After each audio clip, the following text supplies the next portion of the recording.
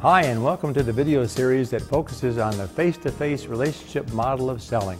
I am Dr. David Lill, author of Selling the Profession and the sales videos that you are watching. I'm also a 20-year sales veteran and a college professor with 25 years of teaching and sales training experience. As you know, life is all about selling. We sell every day. Now, some people adapt to professional selling more easily than others, but salespeople who really succeed are those who study their craft and never stop learning. Each of these 4 videos begin with an introduction that includes a list of objectives and judging criteria for that specific call. In this series of role plays, we follow a salesperson from the approach all the way to gaining the prospect's commitment. Each of the videos focuses on a specific phase or step of the call. Now, at the conclusion of each role play, the salesperson confirms that the objectives and judging criteria have been met. Then you are given key points to remember that direct you to sections in the text that relate to the scenes you are watching. This structure, I hope, will help you create the most dynamic presentation that you possibly can. Use these videos to reinforce the principles discussed in chapters 9 to 13. Those are the very heart of relationship selling, the face-to-face portion of the selling cycle. Well, I want to thank your professor for selecting my textbook and using this video series, and I want to thank you, the students especially, for what I consider to be the most important class that you can take in your college career.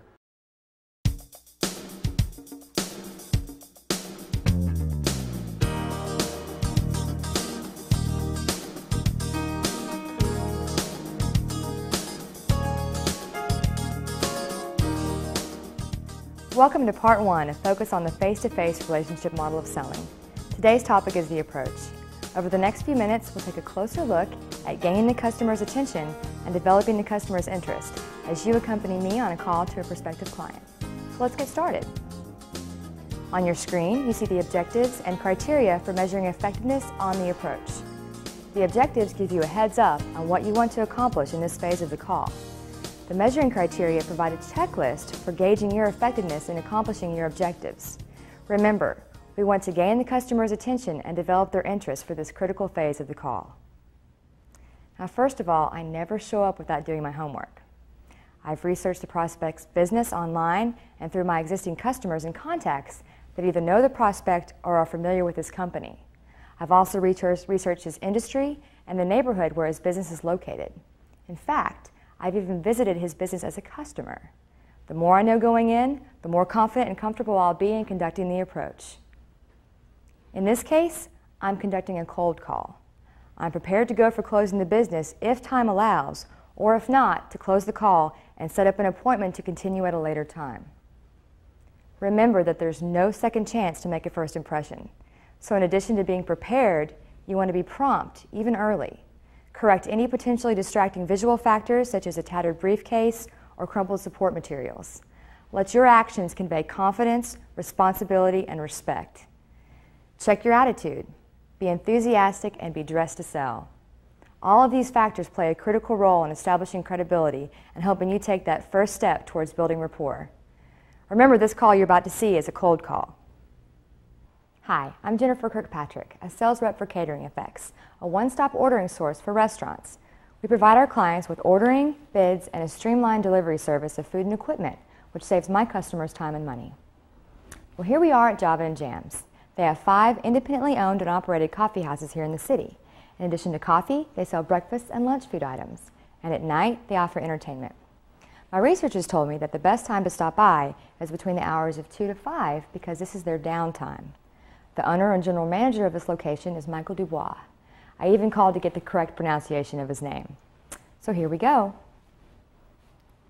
Okay, I'm looking around to make sure it's not busy and confirm that this is a good time. I'm also checking to see if I can spot the owner and possibly approach him. I don't see him, so I'll go ask one of the workers. Hi, can I help you? Hi, I'm here to see Michael Dubois. Is he in today? Yes, he's in his office. Is he expecting you? No, actually I was here for your Thursday night show and I've been by a couple times to grab lunch and coffee in the morning, and I just wanted to pass along a couple comments I think he'd be interested in hearing if he's not busy. Sure, I'll let him know. Thank you. I wanted to pass along enough information to pique interest. I did this in a polite, non-threatening way. I showed respect and appreciation for Mr. Dubois' time and availability. Hi, Hi. I'm Uncle Dubois. How can I help you? Hi, Mr. Dubois. Thanks for taking time to see me. I'm Jennifer Kirkpatrick with Catering Effects, and this is my 4th visit to Java and Jams, and I have to tell you, I can see why the readers of City News voted your store the #1 music venue and coffee house here in the city. Well, thank you, Jennifer. It is Jennifer, right? Yes, it is, and I also love the great food here. You guys have a great atmosphere, friendly service, great staff. Anyone in particular who was helpful? See, Damon was our server at the show on Thursday. Oh, really? Yeah. That's good to hear. Damon's one of our newer servers. And the tables and chairs are perfect. If I'm not mistaken, I think they're CFS, aren't they? Why, yes, they are. With some original touches on the tables, of course. Great work, Mr. Dubois. Well, thank you, Jennifer. But please call me Michael. I appreciate the positive feedback. So, Michael, what got you interested in wanting to open up Java and Jams? Well, I think that coffee houses are incredible hubs for the community, no matter where they are. I wanted to open a business that brought people together, that served the community and culture, and offered a convenient alternative to our fast-paced lives of cell phones and e-commerce. So I began investigating small businesses, visiting college campuses, you know, keeping my eyes and ears open for a possible business to pursue. In fact, I met my wife in a coffee house while doing my research. Really? Is that here in the city?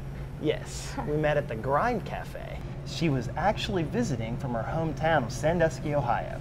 She was interviewing for several jobs in the region, and here we are. So, are you a native of the area? I've been here since I was 8. And you guys have any kids? No, we're gonna wait a few years on that. She's just taking a job as program manager at IT Industries. So, we want to wait till our career is just a little more secure. But I have to say, there's something about the coffee house vibe that I really enjoy. And I'd like to see what I can do to make Java and Jams a standout establishment. Well, obviously it's paying off. So, Michael, what do you think is the most important bit of information that you've gleaned from your research that's helped you in your vision for Java and Jams? Well, I think that no matter how fast-paced our lives become, that we still need other people to help define our comfort zones, our humanity.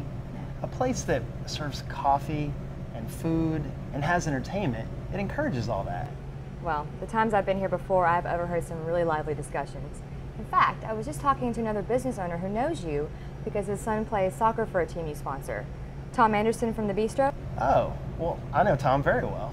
Well, Tom's one of my clients, and he loves your establishment here. In fact, he's the one that suggested I stop by and say hello. Wait, Tom is one of your clients? Yes, and like a lot of the other business owners here in town, Tom was concerned with the amount of time he spent haggling with vendors, negotiating and sorting bids, and dealing with the inconveniences of those heavy delivery days. Well, I can relate to that. Like Mondays, Wednesdays, and Fridays, those trucks slow down traffic and even cut into the parking space of my customers. I ask my vendors to get here before 8 or between 2 and 5 in the afternoon, but it doesn't always work out that way. So do you think you've even lost customers due to scheduling issues on those heavy delivery days? Especially Fridays. They're typically busier. If my customers can't get to us, they either go to one of our competitors or they go to another part of town. Well, I know that for Tom, having to work his way through bid sheets and calling the vendors and staying up to date was a real challenge. So what's your experience as far as ordering and tracking bids are concerned? Well, it's funny you should mention that. It gives me a headache. Yeah. In fact, comparing bids, it's on my to-do list for this afternoon. From the sound of things, I gather it can be frustrating. Oh, yes. So if you were to set up an ideal situation for going through and ordering bids, what would that look like? Well, if I didn't have someone else to do it for me, I'd say point and click was the best way. Well, I have some good news, Michael.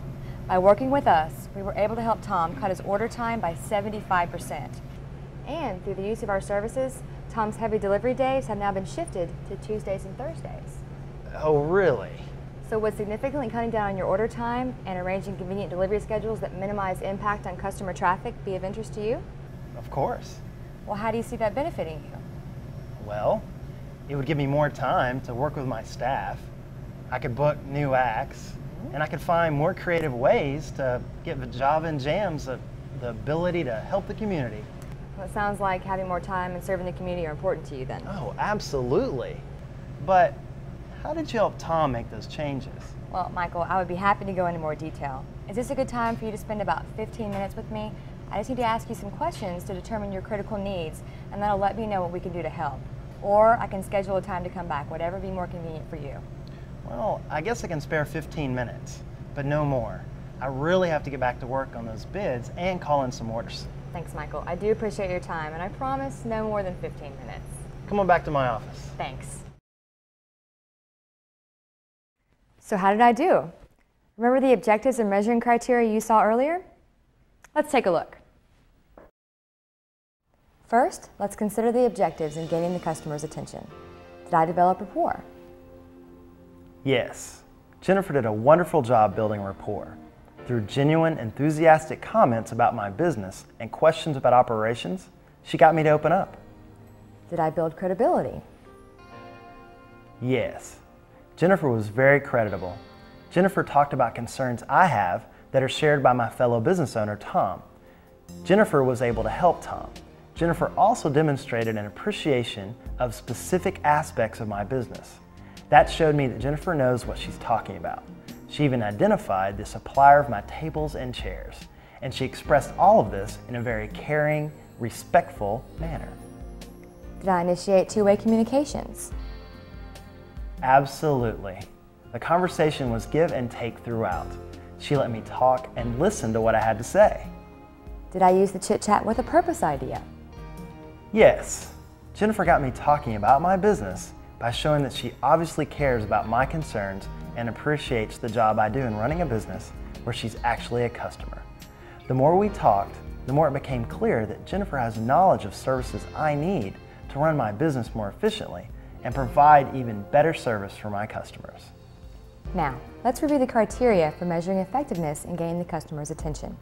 Did I express appreciation for the time and opportunity? Yes. Jennifer was very appreciative.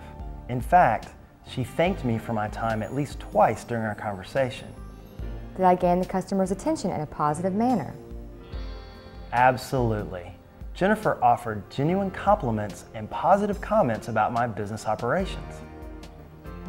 Did I use one or more of the effective approach techniques?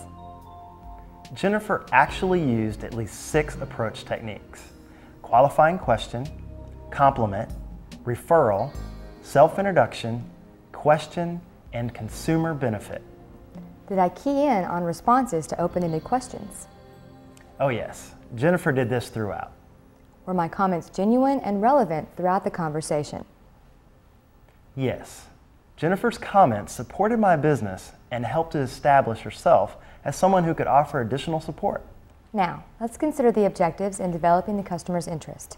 Did I stimulate the customer's interest enough to consider my proposition? Yes. Jennifer was very persuasive. I believe that mentioning Tom was critical. He's not only a fellow business owner, but he faces a lot of the same concerns I have. If Jennifer can give Tom an edge, trust me, I want to know about it. By recognizing and validating my concerns, I believe Jennifer just might be able to help me. So, I want to know more. Did I put the customer in a frame of mind that's receptive to change? Yes. When Jennifer asked if cutting my ordering time and addressing delivery concerns would make a difference, well, the door was opened. She got me talking about what I'd really like to do with my time that is currently being spent on other things that she feels her company can address. Now, let's review the criteria for measuring effectiveness in developing the customer's interest. Did I explain the purpose of the call? Yes. I knew why she wanted to meet with me. She said she needed 15 minutes to ask a few questions to determine my needs and create a solution. Did I deliver a realistic initial benefit statement? This was incredible. In fact, she actually phrased her initial benefit statement in the form of a question. Would significantly cutting down on your order time and arranging convenient delivery schedules that minimize impact on customer traffic be of interest to you? That got my attention. Were the potential benefits appropriate for the situation? That's a no-brainer. In fact, her timing was perfect because I was about to engage in an activity that our company can significantly impact. Was I naturally enthusiastic about the benefits? I think that showed. It did. In fact, once I get them sold, that opens the door to approaching the other store locations in the city. And finally, did I provide a smooth transition to the next phase? In other words, did I set us up to move on to needs discovery? It's also a smooth transition for me because I'm ready to talk about my concerns and consider a solution that will keep me competitive and able to run my business more efficiently. And it's a smooth transition for me because I can now ask questions about the decision-making process that continue to advance the sale throughout a presentation, handling objections and gaining commitment through the close.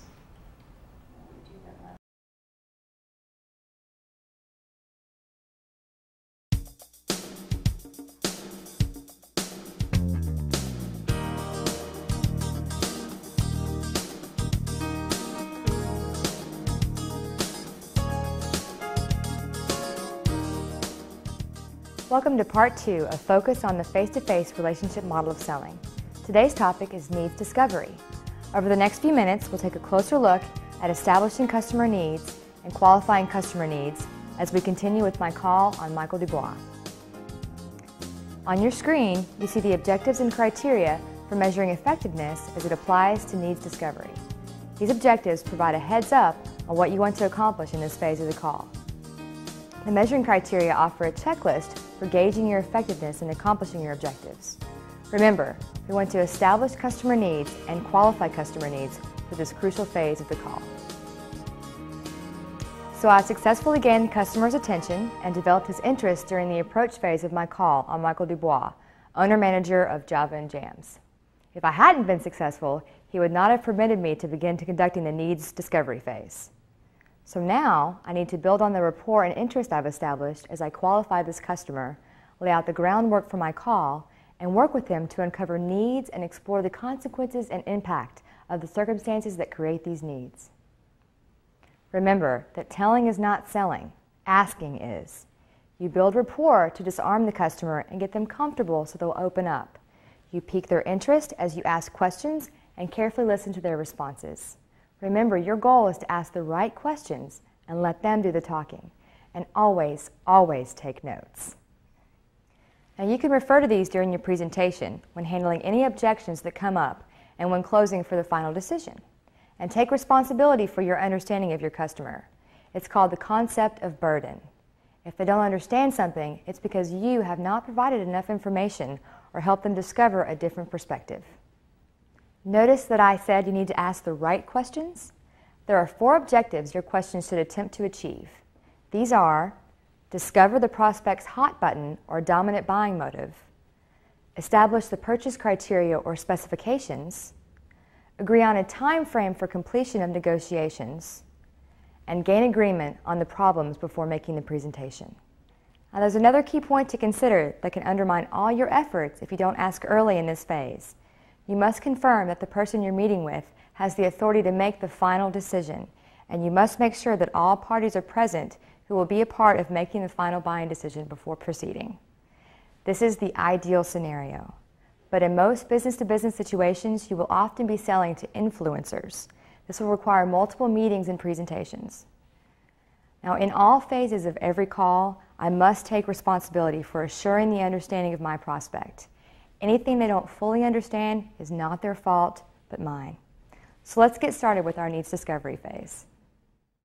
Okay, I'm reading the prospect's environment. I'm looking around for further clues about how the owner, Michael Dubois, runs his business here. I'm looking for things like pictures on the wall, publications, personal touches. In other words, I'm looking for anything I can use to continue to build rapport, like the pictures on the wall of boys' sports teams. Well, thanks again for taking time to meet with me, Michael. You know, I can't help but notice the pictures of the boys' baseball and soccer teams on the wall. Well, as I said, I believe a business has a responsibility to the community. And besides, I'm a huge supporter of sports for kids. That support is much appreciated, I'm sure. In fact, I believe that the benefits that my company has to offer you will help free up both time and revenue for you to invest in that support. Well, more revenue and more free time would certainly be nice. Now, Michael, in order to make sure that I don't miss any opportunities to help you build that time and revenue, I'm going to ask you some questions. If you feel I ask you something that's too confidential, just let me know and I'll move on. Seems fair, doesn't it? I'll let you know. Okay. Well, I need to ask you these questions in order to determine your specific needs to help you discover the best solution that we have to help those needs. Now, if you feel that I offer you a viable, affordable, quality solution, are you prepared to make a buying decision today? Well, if you can offer an affordable solution like Tom over at the bistro, I'm definitely interested. Perhaps what I hear today, I can be persuaded to make a decision today. Well, that's good to hear, Michael. Now, if you feel that the solution that I present to you is a perfect fit for you here at Java and Jams, Who other than yourself would be involved in making that decision? Oh, just me, Jennifer. I'll make that decision. Okay, well, like I said before, Michael, this should only take about 15 minutes. Now, should you have any further questions or interests, I'm prepared to continue with my presentation. So just let me know how you're doing on time. That seems fair, doesn't it? Seems fair to me, Jennifer. Okay. Well, Michael, have you ever heard about catering effects? Well, I have heard the name, but I assumed you were a catering company. You know, for parties and maybe corporate events, that sort of thing. Well, we were formed by 3 companies who have specialized in supplying food items and equipment to the food service industry. Now, initially, our clients were those associated with those 3 companies. Well, then we started to find out how much potential business was lost in the open bid process, and many of our customers grew tired and frustrated in dealing with it. Now, I can relate to that. Sometimes I'll settle rather than look into possible price breaks just because the bid process can be a pain and time consuming. Well, it's because of experiences like yours that we decided to look for ways around those price breaks and secure those price breaks for our customers. We also wanted to offer streamlined, targeted delivery schedules that not only cut down on traffic, but were fuel efficient and provided optimum delivery times for our customers. Well, you mentioned streamlined delivery schedules. Heavy delivery days, they can hurt my business, and they tend to happen on heavy traffic days too.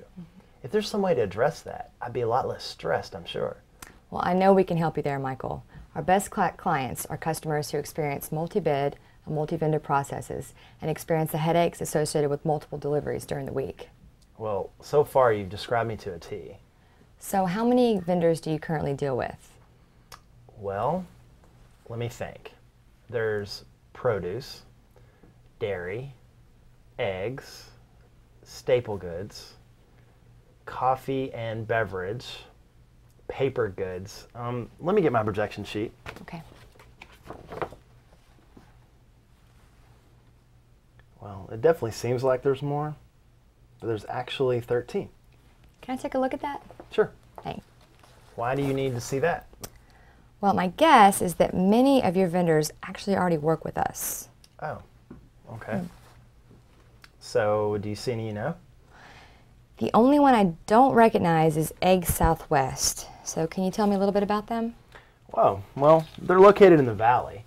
I've dealt with them not only here, but at my last job in the University Food Service. Okay. They're a mom and pop type company. They supply both the State University and the community hospital. Great people, really great service. Well, service can make the difference. So counting all 13 vendors, how many days per week do you receive deliveries? I guess every day we get at least 5 deliveries. Dairy and produce, they're daily. CFS and Ryco, they come twice a week. East Coast Foods too. Now Mondays, Wednesdays, and Fridays are our heaviest delivery days. I guess as many as all 13 of our vendors can show up on a Wednesday. Okay, I see that you mentioned Ryco. You know, they're actually one of our founding companies. We order a lot of their staple goods. When we first opened here, a lot of our original kitchen equipment came from them. Any problems with delivery? On Wednesdays, I think they've been late a couple times. Other than that, when we first opened, some pantry items were back ordered, but nothing that really caused any serious problems. So what do you think of the quality that they offer? Well, their equipment is very good. They offer a good variety of food products. Now, variety is becoming more important as our business grows because our menu is expanding as well. Now, Ryco offers a great deal more specialty food items than we currently need, but that is subject to change. So I take it that you're expanding your menu to include new items? Oh yes. Right now we're trying new menu specials as well, just to test them out. One of my ideas is to mix a variety of ethnic foods. Now, a lot of our musical acts mix musical genres, and I want a menu that reflects that blending of cultures. Now, for example, we could offer a Jamaican entree with an Italian side dish. That sounds unique, Michael.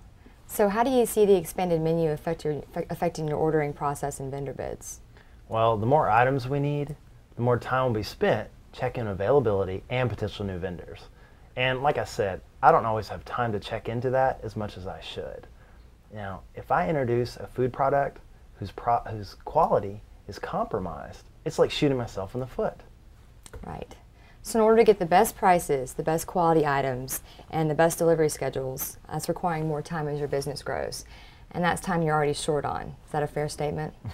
Well, I don't know if it's fair, but it's accurate. So are there any other areas of your business where expansion may call for additional purchases? Well, didn't you mention seeing a show here? Well, currently, we're in the planning stages of opening a new music venue upstairs. That will require additional seating, lighting, carpeting or flooring of some kind, sound issues. So, Jennifer, do you know anybody that could help us out there? Well, actually, Michael, in addition to handling bids for food items, we process equipment, furniture, lighting, glassware, and paper goods. In addition to handling or dealing with RICO, we are currently contracted with more than 40 vendors here in the city, and that list is growing. And if a vendor that you work with is not currently contracted with us, we're prepared to work with them so that your service is not disrupted in any way. So are you happy with all of your current vendors? Well, quality is fine for all my vendors, as far as I know. There are some pricing concerns, especially with produce and dairy. That market can change so quickly. Now, you had indicated out front that deliveries can really interfere with customer parking and traffic. How often does that occur? Well, there are some delivery issues every week, especially on Mondays, Wednesdays, and Fridays. If my vendors get here before 8 o'clock in the morning, the day runs smoothly, but that doesn't always happen. It's especially unrealistic to think that all 13 of my vendors could be here by that time, but hey, I can dream. Well, do you ever have to make adjustments in ordering because you anticipate problems with shortages or late deliveries?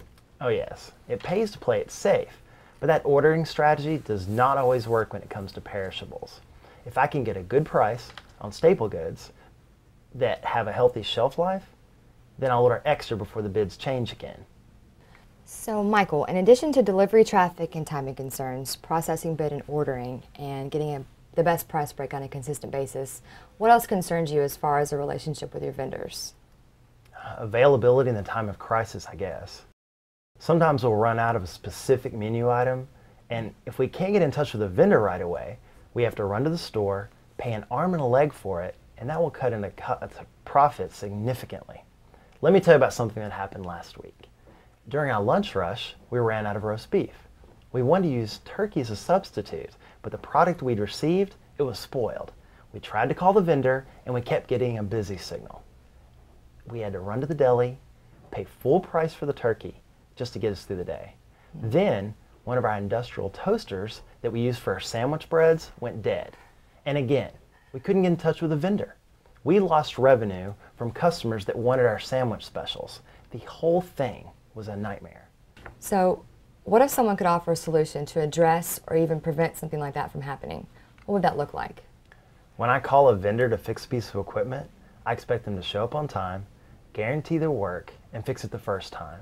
If not, I shouldn't have to pay. Just like if product quality is compromised, it should be replaced without any extra charges. So how did I do? Remember the objectives and measuring criteria you saw earlier? Let's take a look. First, let's consider the objectives in establishing customer needs. I identified requirements that the customer must satisfy in order to meet his goals and objectives. I found out what the decision criteria are for making an affirmative decision. I found out whose authority is required for commitment to the proposed solution. Now let's review the criteria for measuring effectiveness in establishing the customer's needs. I used a permissive question to lead smoothly into needs discovery. I set an agenda for the sales call. I also identified and prioritized the customer's goals in order of their importance. In fact, I had Michael do this. Isn't Jennifer doing a good job? Now let's consider the objectives in qualifying the customer's needs. Jennifer confirmed a clear understanding of my needs. This was done throughout the phase of the call. Jennifer also verified that significant interest in developing a solution exists. She gained agreement that if she can propose a viable solution to my needs, that I can take action on her proposal. Now, let's review the criteria for measuring effectiveness in qualifying the customer's needs.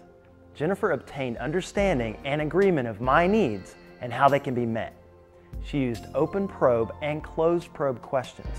She asked what-if type questions to qualify interest in designing an appropriate solution. She used amplification and internal summary questions. Jennifer also took responsibility for understanding my needs and concerns by using the concept of burden, and she gained agreement on the problems by making a formal statement of the situation.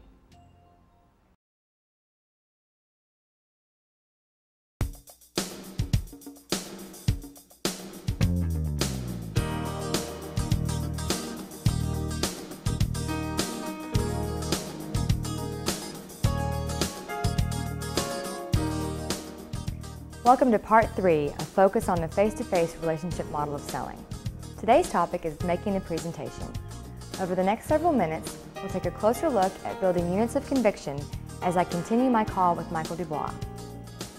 On your screen, you see the objectives and criteria for measuring effectiveness when making the presentation.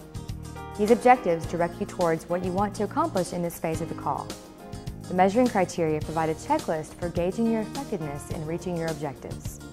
Remember, I want to build strong units of conviction as I conduct my presentation. But in order to do that effectively, I need to build rapport and credibility, ask the right questions, and listen effectively in the previous phases of my call. Now, here are a few rules to follow in preparing any support tools for a presentation. Make sure everything is in working order. Make sure the environment is conducive to conducting an effective presentation. You want the prospect's full attention.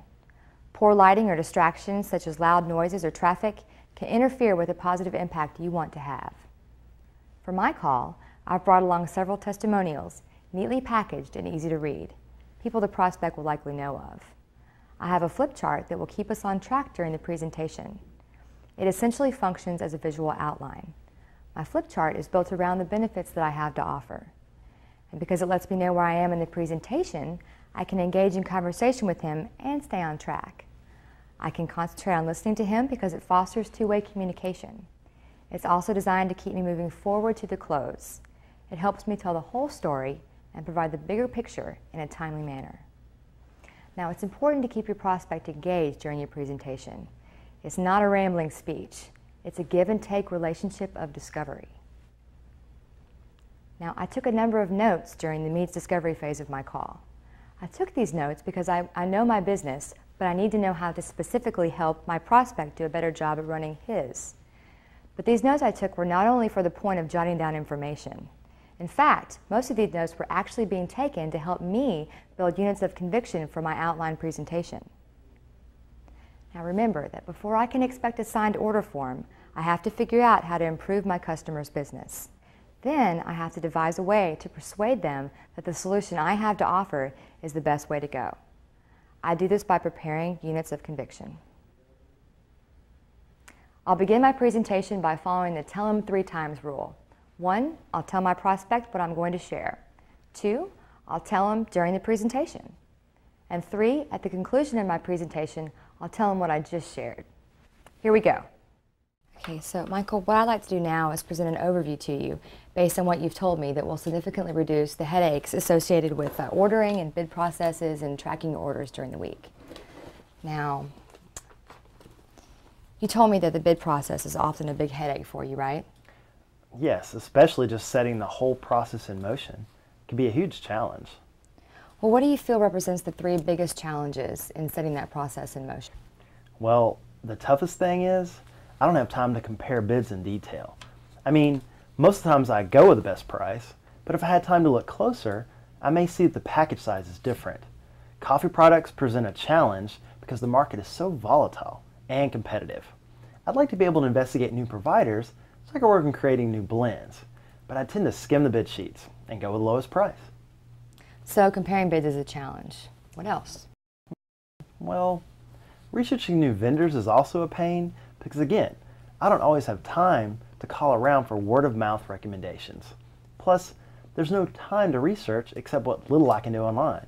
But again, I still want to verify that by calling the people I know. All right, so researching vendors is another challenge. What would be the 3rd? Something I like to do when I can is visit my vendors. Again, it's a logistics issue. Not just time, though. Distance can be a factor also.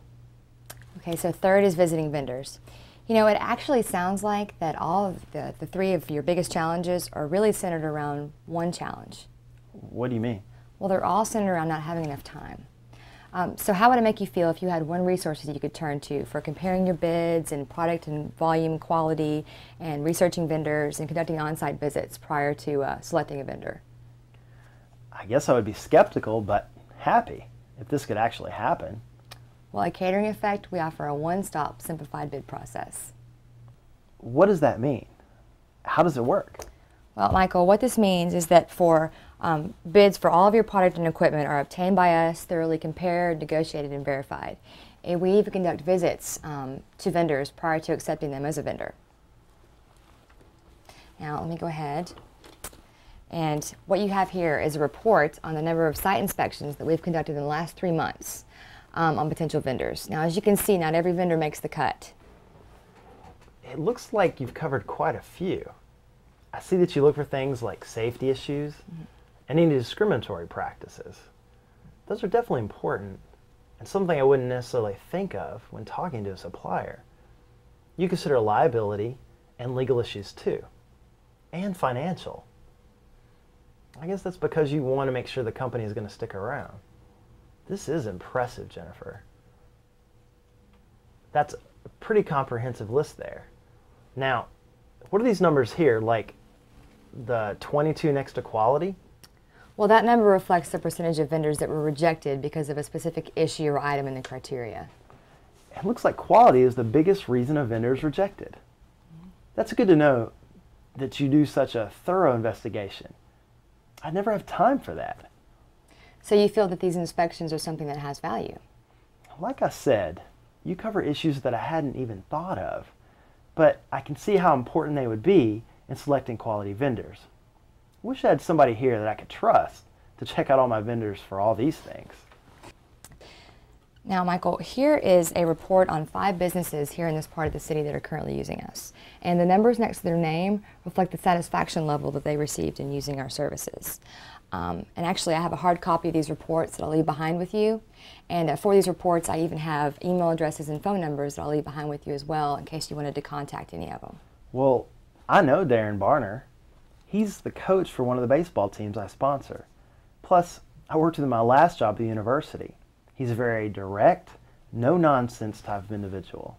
And we're friends, so I trust his judgment.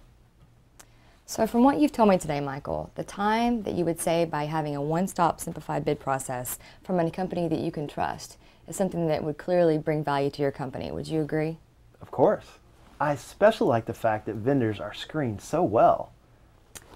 Now, what we have also is, in addition to a one-stop process, we obtain the lowest price for the best quality. Now, how would you define quality in selecting a vendor?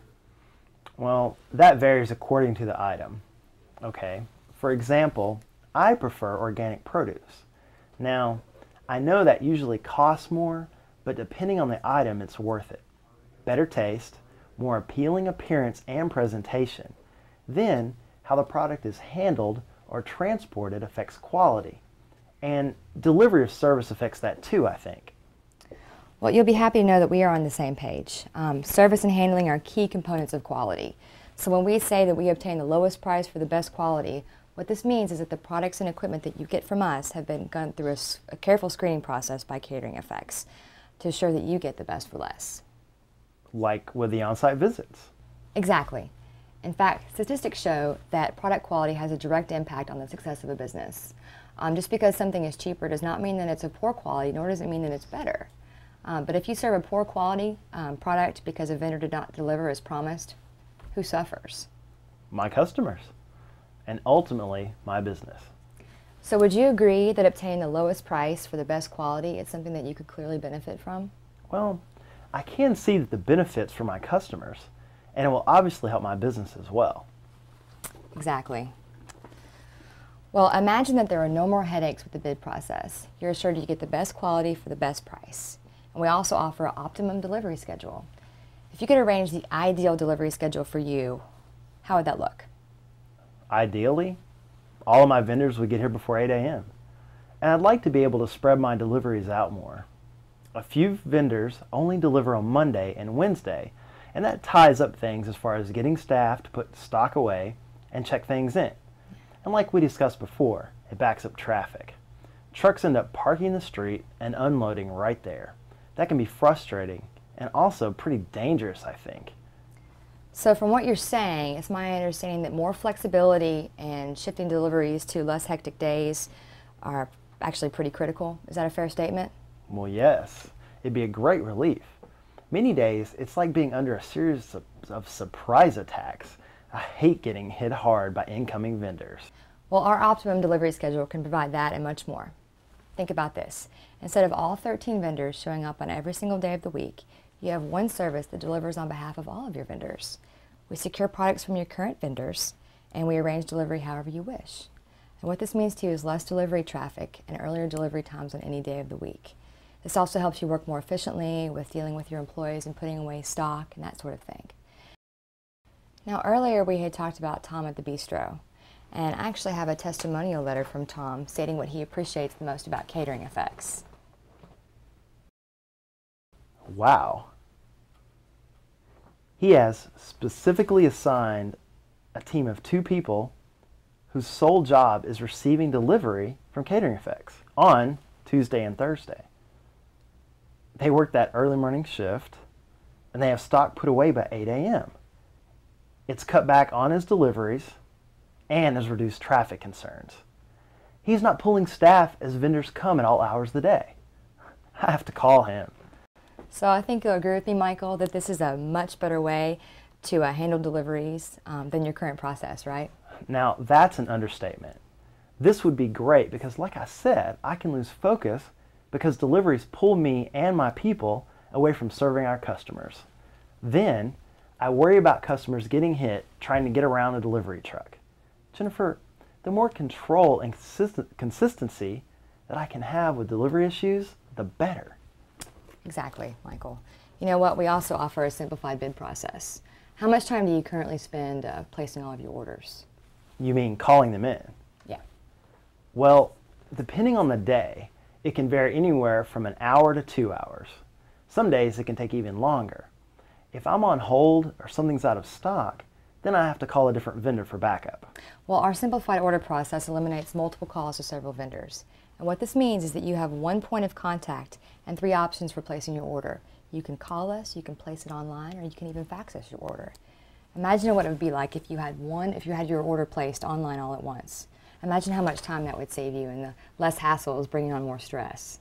Saving time and having less stress would obviously be great.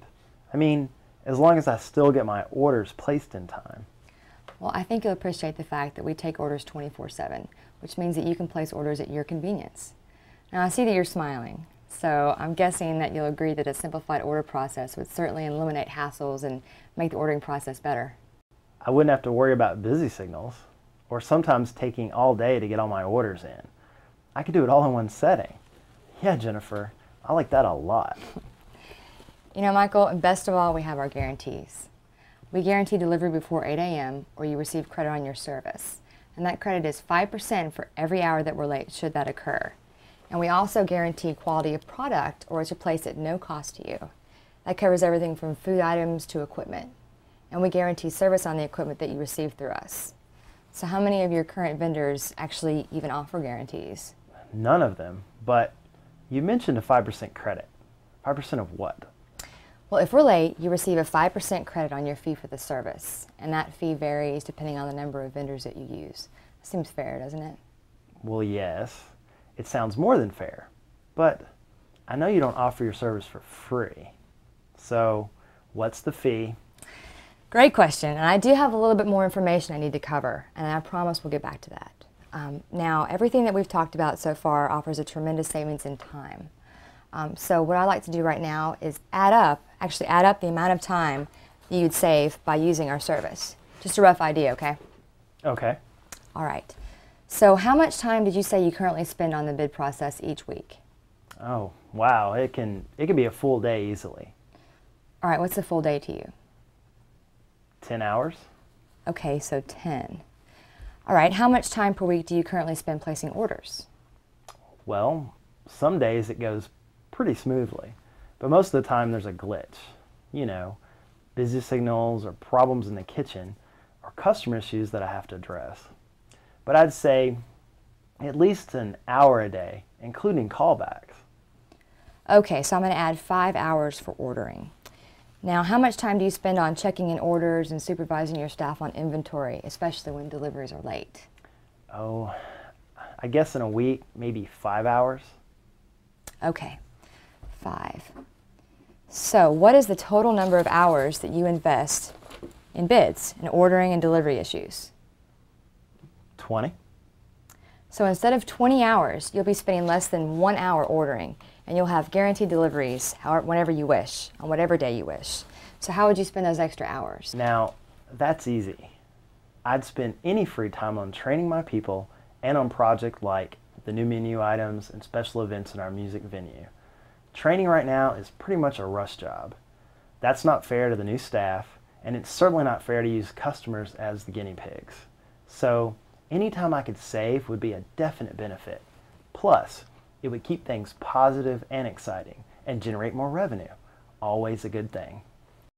So Michael, we're prepared to offer you a simplified bid process where we do the comparisons and research for you. You get the lowest prices for the best quality without compromising the integrity of your menu items or equipment. We offer an optimum delivery schedule that's convenient and saves time and money.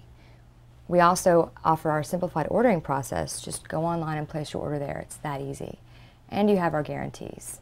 You'll save a minimum of 15 hours per week, which will allow you to focus on morale boosting and generating ideas and projects. So would you agree that Catering Effects meets your needs is a viable solution? Well, it sure seems so. So, how well did I do? Remember those objectives and measuring criteria we saw earlier? Why don't we let Michael answer that?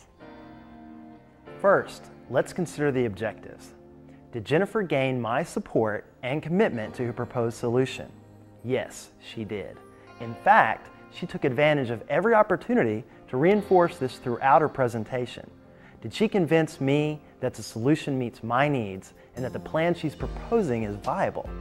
Yes, but she still has a little more work to do. Now let's review the criteria for measuring effectiveness in making the presentation.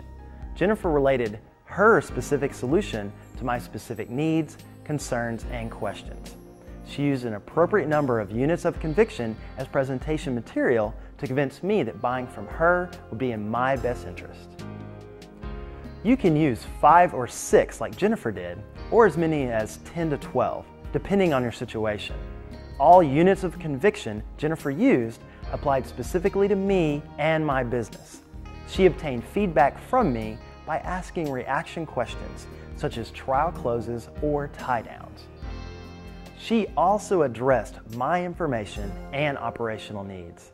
She related features to benefits by using transitional phrases, and Jennifer provided clear evidence to support the benefits. Like I said, she's doing a great job, and she's got me sold, almost.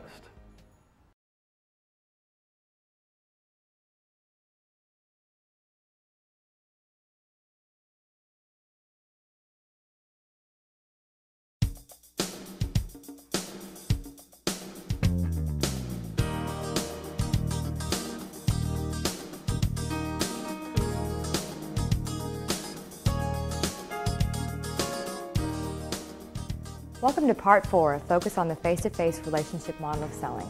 Today's topic is overcoming resistance and gaining commitment. Over the next few minutes, we'll take a closer look at handling objections and closing for the final decision as we continue on our call on Michael Dubois. On your screen, you see the objectives and criteria for measuring effectiveness on overcoming resistance and gaining commitment. The objectives give you a heads up on what you want to accomplish in this phase of the call. The measuring criteria provide a checklist for gauging your effectiveness in accomplishing your objectives for this critical phase of the call.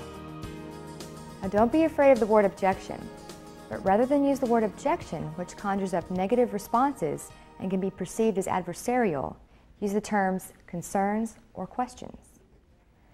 Now, each of these concerns or questions that are expressed by your prospect or customer is actually an opportunity. It's an opportunity to provide or obtain additional information that concern your prospect's needs or perceptions. And best of all, these concerns and questions are buying signals. It shows that they're thinking about how what you have to offer fits or doesn't quite fit their needs. Remember, when you don't have an objection or concerns or questions, you don't have a client. Now, there are a number of basic categories of buyer objections: product objection, service objection, don't want to make a decision, company objections, price objection, and objection to the salesperson. Maybe you're perceived as pushy, unprepared, or a poor listener. There is also a 6-step strategic negotiation plan to follow when addressing buyer concerns. Note that the 6th step is attempt to close. That's right, if you perceive buying signals after addressing a concern or question, you should attempt to close. And there are several types of closes you can use. You'll know which to consider based on the type of business and situation, as well as your prospect's personality style. Well, what you presented could help me operate more efficiently and grow my business by providing the extra time to do so.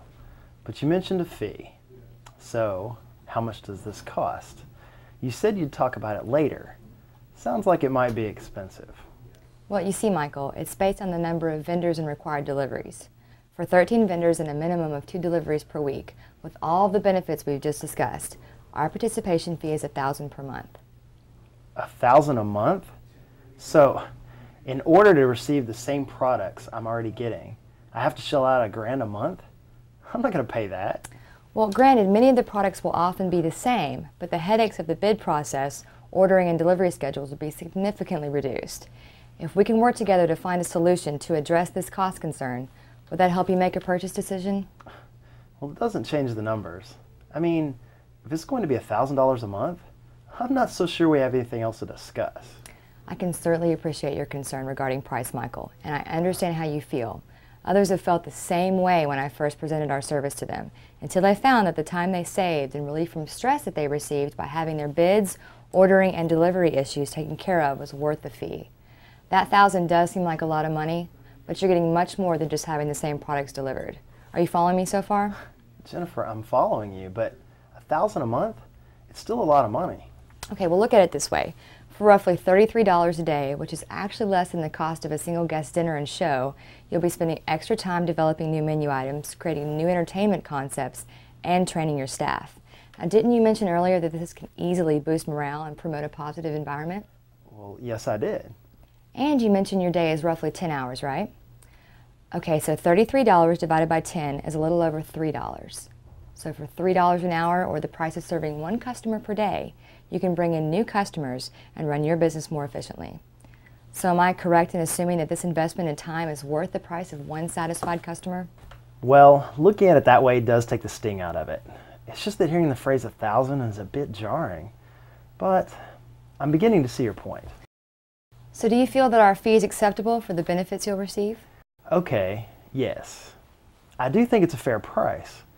Being able to pursue some of my goals is definitely worth an extra $3 per hour of my time. So I can take care of the paperwork right now. It'll take roughly 5 to 7 days to process the bid information and work things out with your vendors. We can have you up and running by the 15th. All I need is your signature, and we can start planning how you'll use that extra time you'll have. I don't know. I just need to think about this. Well, I can appreciate that. This is a big decision, and I can understand that you want to think things through. Now, earlier you said that you have new menu items in the works and you're opening up additional space for music. So what's your timeline on those? Well, the new menu is planned for the middle of next month. That's when tourist season begins to pick up. The music venue will be up and running by the 1st of June. So considering that, wouldn't it be a huge benefit to have the extra time to devote to those projects?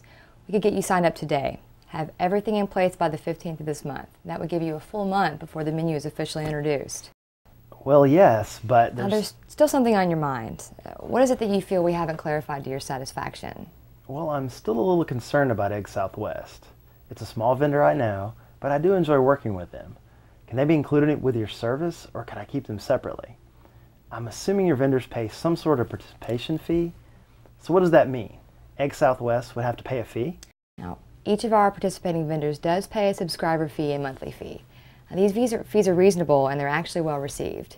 With rising fuel costs, most are happy to have some of us do the running around for them.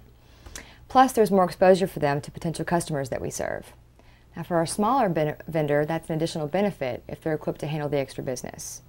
So if Egg Southwest qualifies as a participating vendor, it exposes them to more opportunities for new customers to use their products. Either way, I want to continue with them. Well, we'll do what we can to accommodate you, Michael. Now we can arrange a time for you and someone from Catering Effects to meet with a rep from Egg Southwest if you'd like. Well, that'll work. So have I addressed your concerns about this vendor? Yes, it would be great to see them get more business. Any benefits your service could pass along to them would be a plus for me personally. You know, you really do care about your business, your customers, and your vendors, Michael. That's nice to see. So how would you like to get things rolling? This has hit all so fast. I want to use your service, but I just need to sort some things out. Michael, the decision you're about to make is important, and I want you to be sure that you're making a sensible choice. So that we'll be able to make sure that this is the best decision, let's look at all the reasons in favor of choosing Catering Effects and look at any additional concerns or questions. And then we can determine which side carries more weight and make your decision accordingly. Let's begin with the ideas that favor a positive decision today. Is that fair enough? Sure. Okay, now I have a sheet of paper here. I'm going to draw a line down the middle from the top to the bottom. At the top of one side I'm writing reasons for, and at the top of the other side I'm writing reasons against, okay? Now I'm going to ask you a few questions and I'm going to write your responses. So what are the benefits that you've heard that you find most attractive? Reasons to get this service today. Simple ordering procedure.